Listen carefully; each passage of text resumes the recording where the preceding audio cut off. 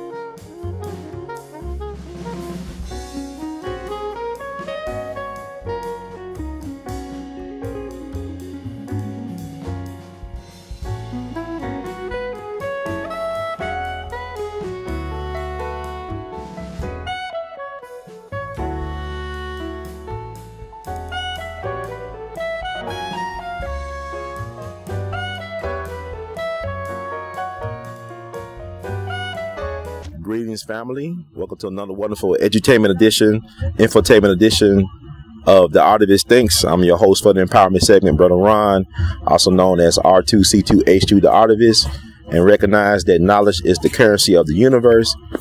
Like my mentor, the Jegna, I call him Jegna, not mentor. Look it up. Take a look. It's all online. Baba Dick Gregory would say, he said, information is power. Good information is good power. Bad information is bad power. So I'm here to empower y'all with some information you can use. I am at ground zero on the site of what I will call the National Lynching Memorial, but it's named something else in the back. Let me see what the name is. The National Memorial for Peace and Justice, but it's still just us in the year of our Lord, April the 28th, 2018. So I'm here to report to you my thoughts about the lynching memorial. Very powerful. This is our Black Holocaust. This is our people's story, our trail of tears. This is our story that needs to be told. Remember the sacrifices of our ancestors, our righteous ancestors. So this is very important that I be here, that I bear witness in my own words. I make it plain by what I experienced and what I witnessed firsthand. Very powerful, emotional wise.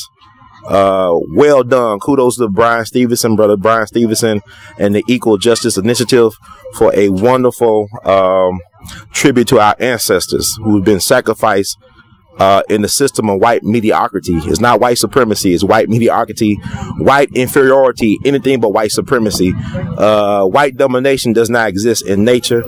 Mother Nature would not allow a recessive way of thinking and being to exist on that level. So it's not white supremacy, it's white inferiority and white mediocrity. But I'm here to pay homage to the righteous ancestors. I'm from Shelby County, Tennessee.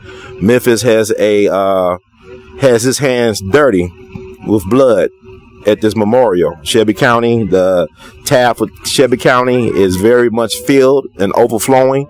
But like my understanding, they have documented over the years, courtesy of Tuskegee Institute, over 4,000 lynchings. But there were many lynchings that have occurred in this nation's capital. This nation's national pastime is lynching of black people, is white terrorism, state-sponsored white terrorism. This country is nothing, like I always say, American history is just a long-ass gangster rap album. That's what it is. And I think this is a great start. What Brian Stevenson has done, he has made the case for reparations. He had institutionalized our black pain and misery to work on our behalf. He used it as leverage to make the argument for reparations, and I believe within a couple of generations it will happen. I really do believe that. Last August, the Cherokee Nation had to acknowledge the descendants of free men, had to not only pay them reparations, but also make them citizens of the Cherokee Nation. Well, a lot of people don't know the Cherokees were one of the 5 civilized tribes. They actually own black people, and they fought on the behalf of the Confederacy to protect their right to own black people. But there's just another chapter that a lot of us are not aware of. But go back to last August, where descendants of freemen who were owned by the Cherokees successfully sued for the right to reparations and also the citizenship status in the Cherokee Nation. But what I love about this, like I said, Brother Bryan Stevenson, the Equal Justice Initiative, has institutionalized the demand for reparations. This is a start in a national dialogue in the right direction for black people.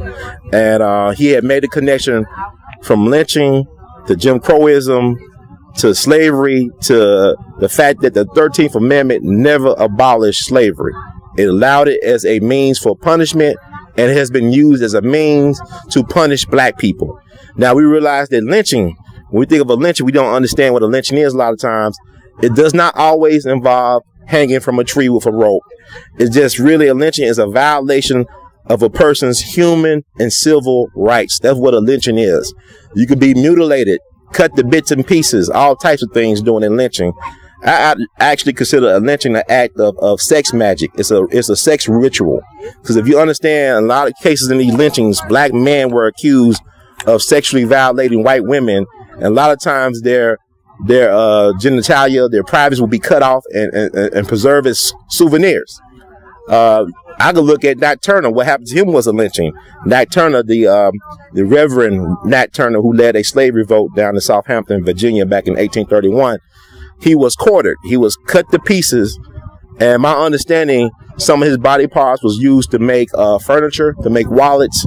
The doctor who examined his body after his lynching, his state lynching, preserved his skull, kept his skull as a family heirloom. And somehow it made it back to the family on the opening day of the Nat Turner movie that came out a couple years ago. On October the 7th, from my understanding, the family received, Nat Turner's relatives received his skull. There was a family heirloom for white people for generations. This is what they do. So the savagery of it all, the fact that it was not just the violation of a person's civil and human rights, but they would actually use this as spectacle, where they will put it in newspapers to promote the lynching.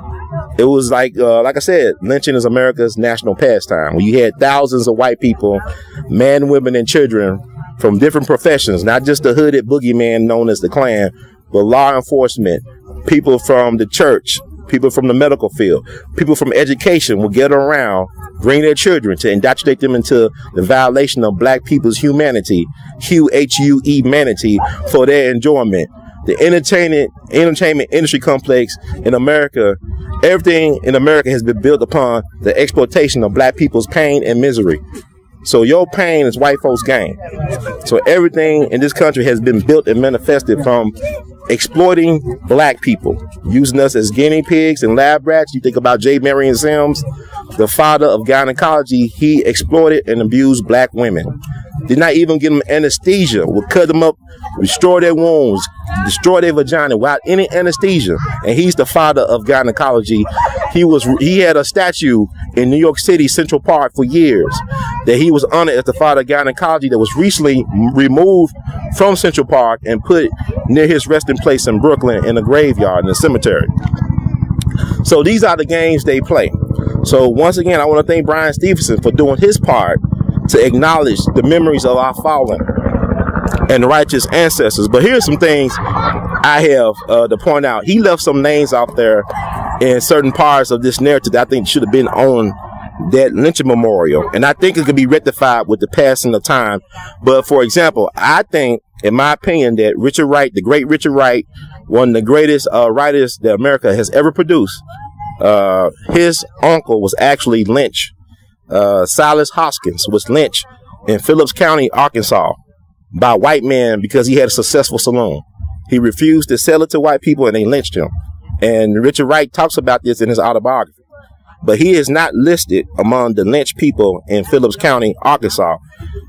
He had a saloon in Lane. And also, next year is the 100th anniversary of the Lane Race Massacre.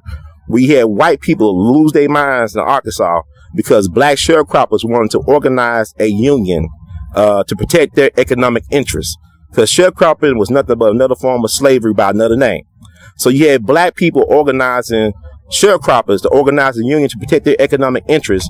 You had white folks come in and shoot up the church where they was organizing. And then white folks started spreading rumors that black folks were going around white neighborhoods and killing white folks in Helena and Elaine, Arkansas. And then you had the race massacre. It's not a riot. It's a race massacre.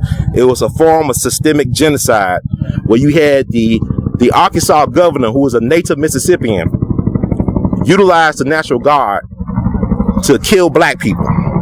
So you had conservative estimates of anywhere from 24 to 50 black folks to, I heard, up to the thousands of black people were massacred by the state of Arkansas back in the fall or late summer of 1919. This is the 100th anniversary next year of the Red Summer of 1919. A lot of race massacres happened throughout the country, and what people got to understand about these so-called race riots and massacres, they were started by law enforcement. A lot of these race massacres and riots, like this weekend, marks the anniversary of the Rodney King riots. And it was started by police brutality. So a lot of these so-called race massacres and riots were started by police misconduct. I come from Memphis, and they had the Memphis race massacre of 1866 that was started by Irish American cops. And they decimated the black community of Memphis, burnt down schools and churches, raped and killed women and children and men. So this actually led to the Reconstruction movement. What happened in Memphis in the spring of 1866 led to the Reconstruction era. But like I said, once again, let me make a note. All the race massacres and race riots in this country were caused by police brutality, police misconduct. So you had the Elaine race massacre, the 100th anniversary, where you had 1,000 black folks probably killed, buried in mass graves, dumped in the Mississippi River, but it's not acknowledged in this space, in this sacred space. And I'm not saying this as a knock, but this is more like a form of constructive criticism. This is a form of constructive criticism that those names or those people should be acknowledged for their sacrifice. Because you had, like, for example, the Johnston brothers, famous black brothers who were professional black men, were lynched by the white folks down in Elaine. The Johnston brothers were well known in the national black community. These men were lynched by black people. I mean, not black people, but Elaine white mob. So they should be acknowledged as lynch victims in this sacred memorial and space. But I'm not criticizing the lynching memorial. I'm just saying that there's so much work to be done, and that we got to tell all the stories. We got to reclaim the narrative. And also, I didn't see the lynching of Mac Charles Parker listed in Pearl River County, Mississippi. He's nowhere listed. On April 24th, 1959, Mac Parker was dragged out of a jail cell down in Mississippi by white folks, including some elements of law enforcement, and he was lynched before he could stand trial for an alleged rape.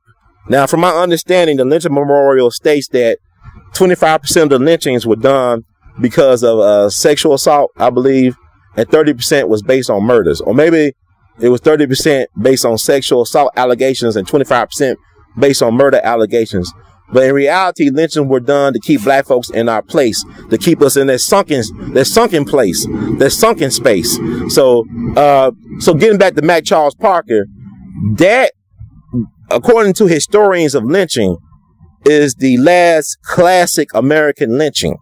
The Mac Charles Parker lynching of April 24th, 1959 is considered the last classic American lynching. Now, that could be up for debate, but he is not listed on Pearl River County's slab in there of their lynching victims. And Charles Mac Parker should be listed as such, because he was definitely a lynching victim, dragged out his jail cell before he could stand trial, lynched by law enforcement and white folks down there, and thrown into the river. He is not listed in one of those things.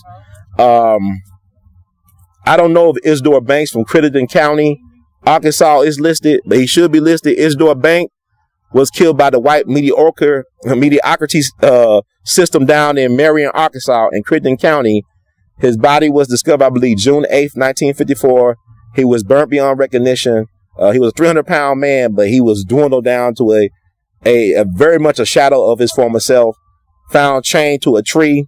He was known for owning a lot of acres of land. They say he owned as much as 1,000 acres of land back in the early 50s, Arkansas. And then allegedly he was either killed for his land because he refused to sell the white man.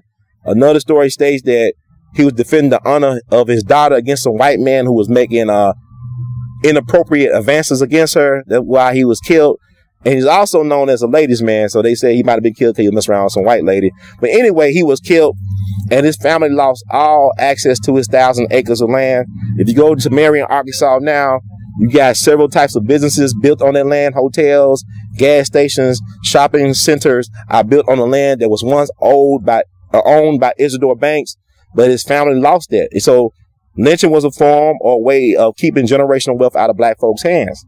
Because imagine if his family had access to those thousands of acres of land, where they would be today. So the Great Migration really was sad because it caused a reversal of generational wealth for black folks. If you even go back to 1898, the Wilmington Race Massacre of 1898 in Wilmington, North Carolina, when that happened, Wilmington was the largest city in North Carolina. It was the fastest growing city and the most thriving city in Wilmington. In North Carolina, Wilmington was. You had a fusion government where you had black and white politicians working together to back and protect the interests of black people of that city. You had black folks that own property, that own businesses and land and all that stuff. But they blamed the race massacre on a black newspaper editor who said something that offended white sensibilities. So you had actually the out of power white Democrats in Wilmington overthrow a legitimate government down in Wilmington, North Carolina. They killed blacks and whites. Black folks had to leave Wilmington. They left their businesses. They left their land. They left their homes with no compensation.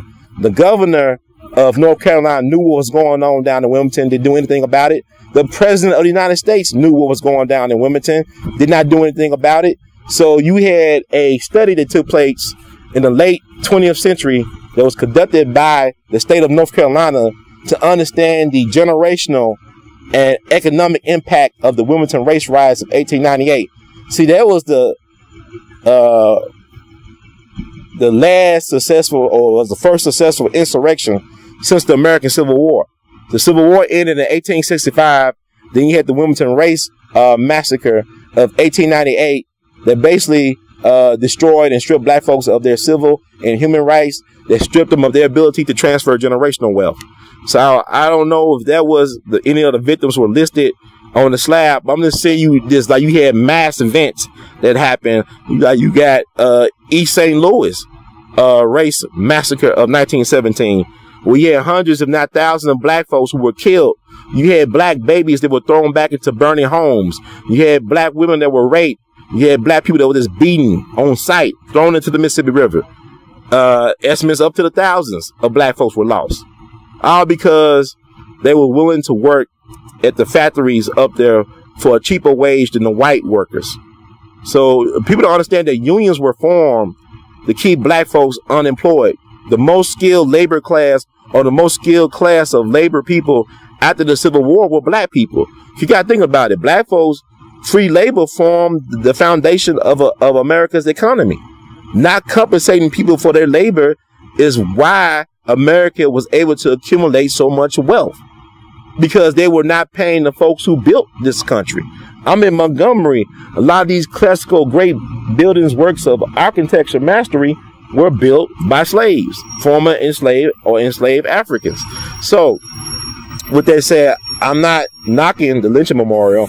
I'm just saying that we need to research and seek greater understanding to understand what really happened. Don't see these as isolated incidents. Everything's connected. Everything is relative. Everything's connected. All these have cause and effect. So the Great Migration really was an unfortunate thing, because if you think about it, if there was no Great Migration, Mississippi would have had a couple of black senators outside of Reconstruction, would have had a black governor of Mississippi already, had it not been for Great Migration, Jim Crowism, and white terrorism.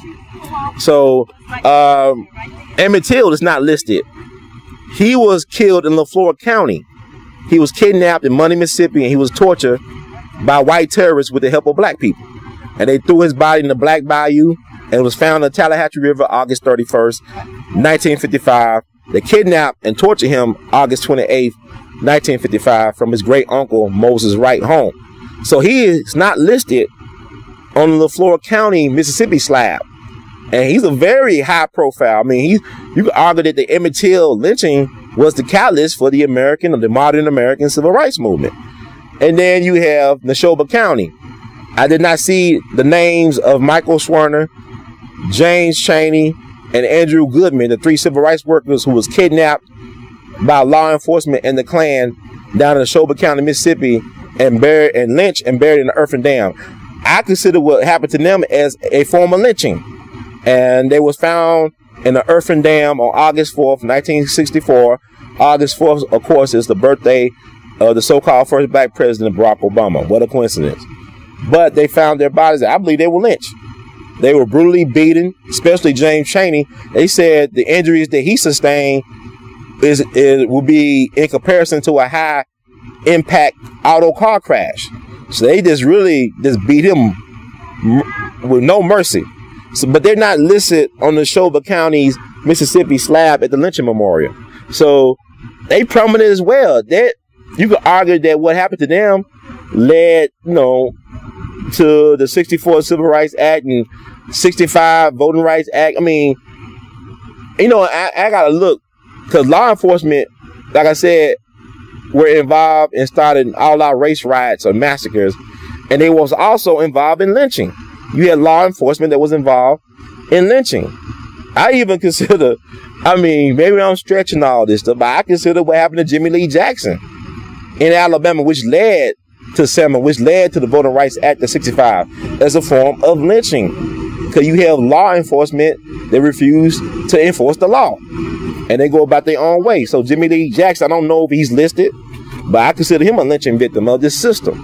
And there's so many people I could point out, so many events that I would consider mass lynchings. I have been doing work with the Fort Pillow Massacre of 1864, the Fort Pillow Massacre, because Nathan Bedford Forrest is God here, like places like Alabama and Tennessee and Mississippi. But the Confederate forces led by Nathan Bedford Forrest, April 12, 1864, they slaughtered and massacred nearly 300 U.S. colored troops, black Union soldiers, and also women and children of color. And we have been leading a movement, the We All Be Group Incorporated, Brother Ron. I'm not just podcasting, I'm not just running my mouth. We have been leading a movement to acknowledge the righteous ancestors who were victims of Nathan Bedford Forrest, who was also the first Grand Wizard of the Ku Klux Klan and also a notorious slave trader. His slave market was one of the largest slave markets in America before the start of the Civil War. So he became a multimillionaire through exploiting black people. And he became a hero by killing large numbers of black folk. But I consider the Fort Pillow Massacre victims, our ancestors, as lynching victims in my mind. They lynching victims to me. So I could name Elaine Race Massacre of 1919. I could think of the East St. Louis Race Massacre of 1917 as mass lynchings, systemic lynching. They kill you one way or the other. But I'm just thinking outside the box. But like I said, why is Mac Charles Parker not acknowledged on Pearl River County, Mississippi slab? What happened to him is the classic definition of a lynching. Drag out the jail cell before his trial, hanging from mutilated, all this stuff, thrown into the river, strangled, all that stuff, right? Then you go to Willie McGee. Now, a lot of people don't know who Willie McGee is, but if you had social media back in the day, Willie McGee, what happened to him is like the same as a Troy Davis. That's how big his case was. He had celebrities like Albert Einstein and Paul Robeson and Josephine Baker, and even the Pope writing to the president, Truman at the time, to pardon or exonerate Willie McGee. Willie McGee was accused of raping a white woman. He didn't kill nobody, but he was accused of raping a white woman in Laurel, Mississippi, where he's from. And he spent several years on death row and became a car celeb. But to his dying day, he said that the sex was consensual. And so he was executed by the state in the early 50s at the age, I believe, of 35 years old, down in Jones County, Mississippi. But he is not listed. But to me, that's a lynching, because he was denied, his human and civil rights were violated and were denied, and the state sponsored terrorism. But he is not listed on Jones County, Mississippi slab in the lynching memorial. And so there's a lot of work to be done. I'm not, like I said, this is constructive criticism. This is not undermining the sacred space, which is, I call it the lynching memorial. I don't call it the other stuff. My name for it is the lynching memorial.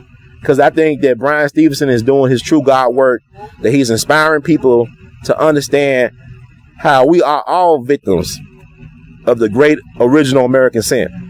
So, with that said, there's a couple others. I'm not going to get too much detail in, but I just want to say, and I am blessed to play a part in honoring our ancestors. What's crazy was I actually recognized Andre Holland, who played Andrew Young in Selma. He was actually at the lynching site. And I said, brother, you prefer to play Andrew Young in Selma. So he was like low profile, but I knew who he was. And he also, he's from Alabama. So I got a chance to talk to his father and say, you know, they did a great job with him, but it was good to talk to him as well, because we are all connected by this. This is not isolated incidents. This is all part of the game. Like I said, lynching and the killing of black folk is America's favorite pastime. It's not baseball. And we are in Alabama, some of the greatest baseball players of all time. Willie Mays from Birmingham, Hank Aaron from Mobile, Alabama, black men.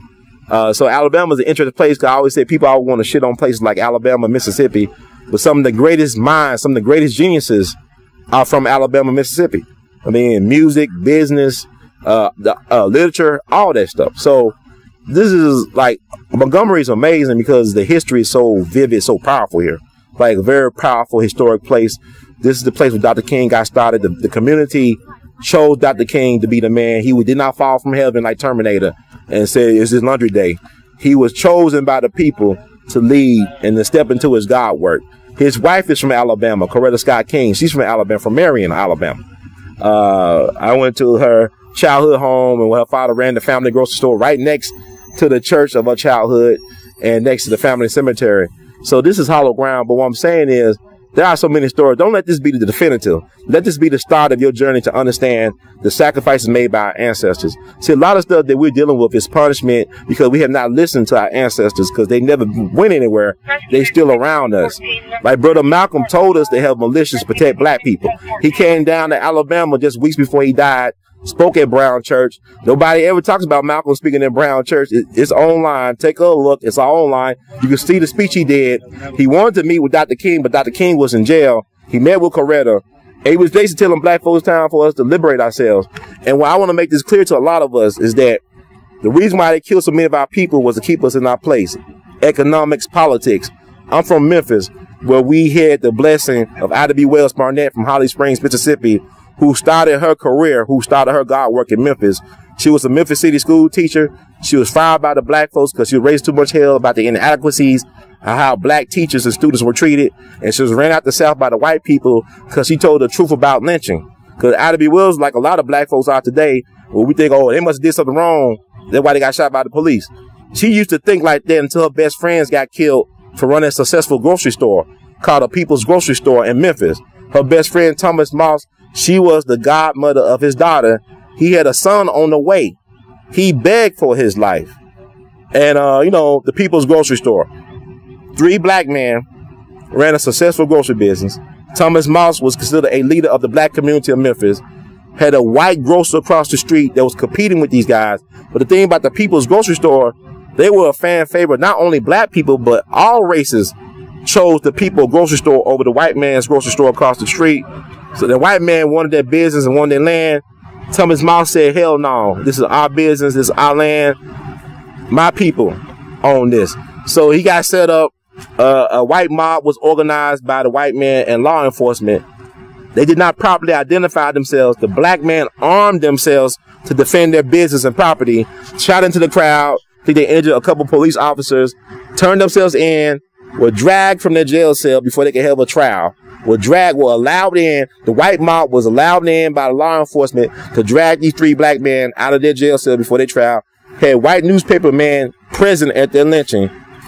Thomas Moss begged for his life. He said he had a family, had a young daughter, he had a son on the way.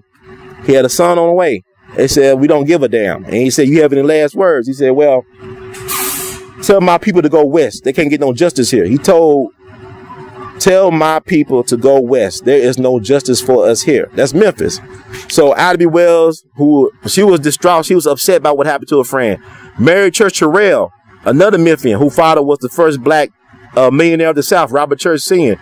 She even told the president of the United States about what happened to her good friend Thomas Moss in the company of Frederick Douglass. So Ida B. Wells recorded his last words, and she wrote an editorial. She told black folks to leave Memphis. Over 6,000 black people left Memphis to go west to places like Kansas and Oklahoma and California. So this is why it's so important that we got to reclaim our narrative and tell these stories. Ida B. Wells believed in protecting yourself. Like we talking about anti-gun, but how can you protect yourself when the law is not your friend? Ida B. Wells said that a Winchester rifle should be a place of honor in every black home, in every home of black people. Ida B. Wells herself, she was a short, beautiful, brown-skinned woman, about maybe 5 feet, 5'2". She used to carry 2 pistols on her. She said, if I got to go, I'm going to take something with me. So that's what she was about. And luckily, she figured out that the reason why they were killing so many black men through lynching was not because they were thugs or criminals, was because they wanted to keep us in our sunken place and space, did not want us to run for office, politics, did not want us to own businesses. She even said that a lot of people said when they said black men were raping white women, that these relationships was consensual. She said these white women were seeking relationships with black men. And this is true. Jack Johnson didn't have to rape nobody. He didn't have to, you know, white women love Jack Johnson. They made a law called the Mann Act. They say he violated when he transported his girlfriend across state lines. And they still can't pardon Jack Johnson. Even Barack Obama, whose mama white, he wasn't even part of Jack Johnson. Jack Johnson's been dead since 1946. He didn't do nothing wrong, but they made a law to criminalize him as a man. You know, so y'all need to research Jack Johnson, first black heavyweight champion. When he was winning boxing matches, they would start race massacres and riots. When Jack Johnson beat white folks in the ring, they were killing black folks outside the ring because Jack Johnson would win. Think how powerful it is for a black man from Galveston, Texas to be himself, and you getting black folks lynched every day and a half in this country somewhere. That's Jack Johnson. So we fought back. We had people that fought back, that stood up for themselves. But what I'm saying is, we can't be scared of those dark chapters in our history because this country was built on black misery and pain. That's all I'm saying. So I'm thankful that a space like this actually exists, that we can start the dialogue about truth and reconciliation. So there's so much work to be done on all sides. If you have white guilt, now you can understand the roots of your white guilt. And yes, you should feel guilty about it, but now you can understand why you feel guilty. Instead of meaning your damn emotions about it, you can start thinking logically and start doing the research. So it is important to have these places. And as far as we have smartphones and iPhones and this internet thing, because they censoring me on the internet, they trying to excommunicate me off of several social media platforms, because all I'm doing is just making you think. I'm not telling you how to think. I'm just a thought provocateur. I was trained by the best. So I want all y'all, if you black, take the time to come down to Montgomery and make a pilgrimage to the lynching memorial. It's not what they say back here. It's the lynching memorial. Pay homage and visit the areas around here, because this is where Dr. King got started. Dexter Avenue Church, like I said, he was not, he didn't fall out the sky. He was no black messiah. The community chose him. And we got to do a better job of studying the Montgomery bus boycott. It was probably the greatest success we ever had in this country. Probably one of the greatest victories black folks ever had. And it's not even really understood for what it should be. That boycott lasted 381 straight days. That bus boycott was not about riding on buses. It's about black folks getting their dignity back. The real Trinity is not Father, Son, and Holy Spirit. It's the black man, woman, and child. The black man, woman, and child, we are the real Holy Trinity. When we work together, anything can happen. Because black power is unity and solidarity. White power is divide and conquer. When black folks decide to work and move on something, we don't have to have all black people, just for some of us. Like LeBron James said, I'm going to go to Miami and I'm going to work with D Wade and Chris Bosh. That shifted the whole paradigm in the NBA. Now you got all these super teams in the NBA now. But what I'm saying is you have 1, 2, 3 of us gathered. That's why they make laws that say that you can't have a group of black folks on the corner talking and meeting, because they think we're planning an insurrection. But the ancestors ain't passed. The ancestors are still around. They want the justice. They want the truth to come out. They want the little children to know. They want things to become more transparent now. And it's quite evident that whatever they trying to do, they can't stop what's coming. It's like no army on the planet, like Baba Dick Gregory said, could stop a woman who is pregnant about to deliver a baby. No army on the planet. So this baby is about to be delivered. And I thank God that I can come here to witness and to offer my insight and offer my encouragement. Cause I met a brother here. I didn't know I was reaching this type of people. I met another young black brother. I meet these young black brothers everywhere I travel. They recognize Brother Ron. Thank you. And I'm amazed. They got young families. They tell me they have their daughters and sons listening to the words that come out of my mouth. And listening to the ancestors like Baba Dick Gregory, listen to Judge Joe Brown, listen to me, doing research about information that not taught in schools. You cannot put it on the schools to teach you about who you are. You learn about who you are from your home. And if your home ain't doing the job, then shame on you. Brother Malcolm X said this. One of my favorite quotes about Brother Malcolm X, he said that only a fool will let their enemies be the primary educators of their children. Only a fool will let their enemies be the primary educators of their children. So I want to encourage you all, utilize what we're doing on We All Be. Download it for your library, because trust me, they're coming for the truth tellers. Nobody really loves the truth if it doesn't paint them in a certain light. You know, people want to blame the messenger all the time for the reality of the situation.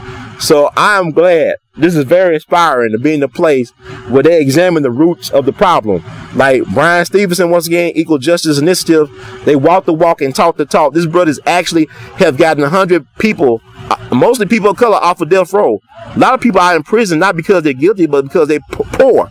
It's a crime to be poor in a system about ownership and generational wealth. It is a crime to be poor. So they punish you for being poor. So a lot of people are in prison not because they're guilty as hell, but because they're poor as hell. And now it's time to change that. So I could just talk about this all day long. I'm going to do another thing, but I just want to do this at this sacred place. I want to bless them in their mission and their God work to educate our people. And because when you get education, see, education is powerful. Reprogramming how you view yourself, how you think about yourself. Because I tell people all the time, you can knock down the projects and get rid of the ghetto, but if you have not rehabilitated your mind, everywhere you look, everywhere you go, you manifest a ghetto. You manifest a project. Think about all the most valuable real estate in America were once places where black folks gathered. Any place where black folks gather, it becomes valuable real estate. Central Park up in New York used to be called the Village, Seneca Village. Black folks used to live in Central Park, and they kicked all the black folks out of Central Park. And now it's one of the largest parks in the world, whatever. Look at Georgetown down in D.C. Georgetown was a black neighborhood, and they started moving black folks out of Georgetown back in the 1940s. You'll never know that Georgetown was a black neighborhood. D.C. is becoming white chocolate city now. If you think about even private prisons, anywhere where black folks gather, become valuable real estate.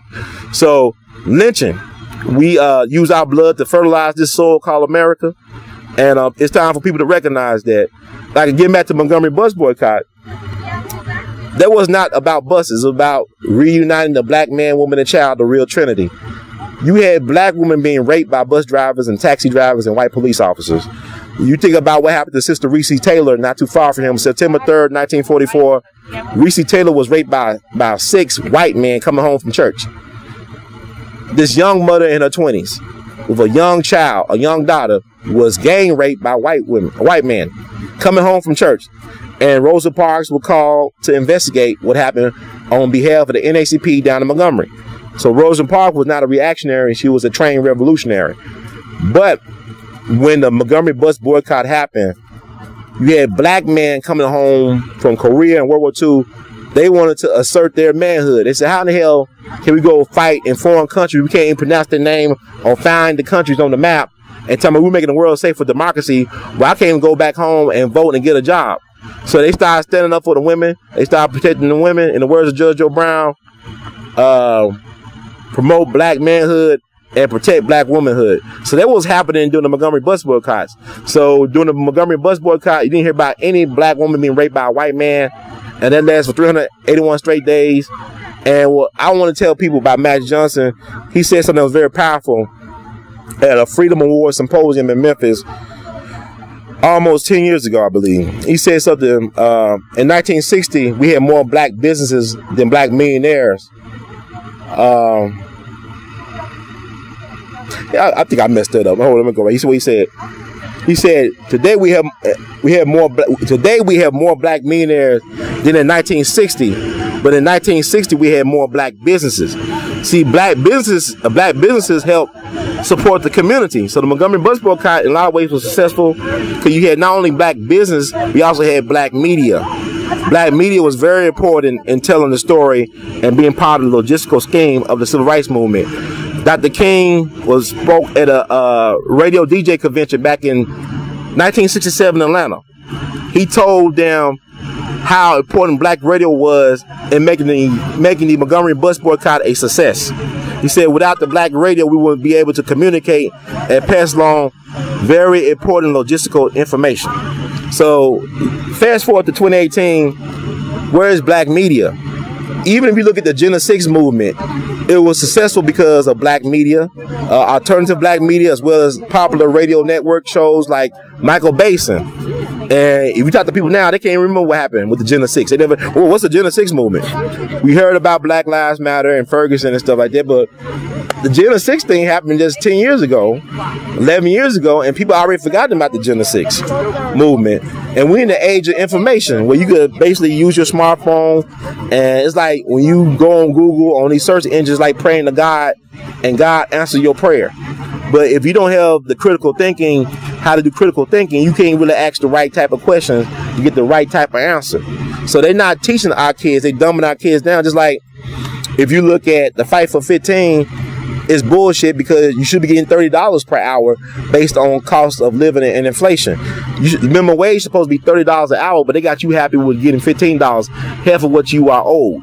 And I always tell people, I make this argument that the 1930s were woke as fuck. You know, in the 1930s, people were organized and labor and all this. They was out in the streets. You had white folks fighting the police out in the streets when the banks closed and took their savings. And they suppressed that footage for decades. Now the footage is coming out when you got white folks fighting or police officers on horseback back in the 30s because the banks closed and took their savings. You had Huey Long, the former governor of Louisiana, senator from Louisiana. This guy had to share the Wealth Club. He had about 8 to 12 million members nationwide. And his Share the Wealth Club had a radio following between 20 and 25 million people back in the 1930s. We're getting 60,000 letters from people around the country per week while he was senator in the United States. And he was killed in Baton Rouge at the state capitol under very questionable circumstances. They murdered him really in the hospital because the wounds he received in the state capitol, he could have survived, but they murdered. Just like now we found out Dr. King did not die on the balcony, but he died in the hospital under questionable circumstances. Allegedly St. Joseph's Hospital in Memphis, he died under questionable circumstances after being shot in the face an hour later, April 4th, 1968. So, a lot of people don't know who Huey Long is. Huey Long is the namesake of Huey P. Newton, the founder of the Black Panther Party, as we know, for self-defense. You had a Black Panther Party that was already established in Lowndes County, Alabama, but the Black Panther Party for self-defense that Huey found, he's named after Huey Long, the white man, because his parents, Huey Long himself was from, not Huey Long, but Huey Newton is from Monroe, Louisiana.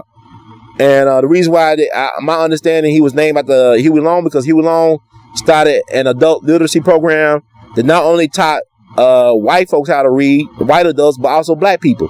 Because Huey Long was one of the few white politicians from the era who did not use race as a means to stay in office, to get elected. He was about class warfare. He wanted to take on the bank and the Federal Reserve, and it got him killed because he became an opponent of Franklin Roosevelt and was going to run for president in 1936, and probably could have beaten Franklin Roosevelt. So Franklin Roosevelt, even though they were both Democrats, Huey Long was his people, his party, it was the people. So they killed him. So I don't run down the tangents, but let me just wrap it up and say that it's important that we tell our own stories. If you don't tell your story, you become a marginalized or even an invisible character, like Ralph Ellison, his Invisible Man. Read that. So thank you all for listening once again. If you like the words from Brother Herb, please spread the word. Share this podcast, this video, whatever, with your friends, your family, your network. Support the We All Be movement. You can make a donation through PayPal. You can make a recurring donation through our patreon.com/WeAllBe. You can buy Artivist art. You know, I'm always repping Artivist art, R2C2H2 art. You can wear. You can hang the art. You can also buy books from R2C2H2 the Artivist. I got one book out right now, Jazz Appreciation Month. Jazz Lieutenant, the true story about James Reese Europe, who's from Alabama. He's from Mobile, but grew up in Washington, D.C., was leader of the legendary Harlem Hellfighters jazz band, which brought jazz to Europe. Last name was Europe, brought jazz to Europe. Unfortunately, was killed at the age of 39 by his own drummer. But read about his achievements in our book, which is listed on the Smithsonian Institute list, jazz book, recommended jazz books for kids and young adults. So thank you, family, for listening once again.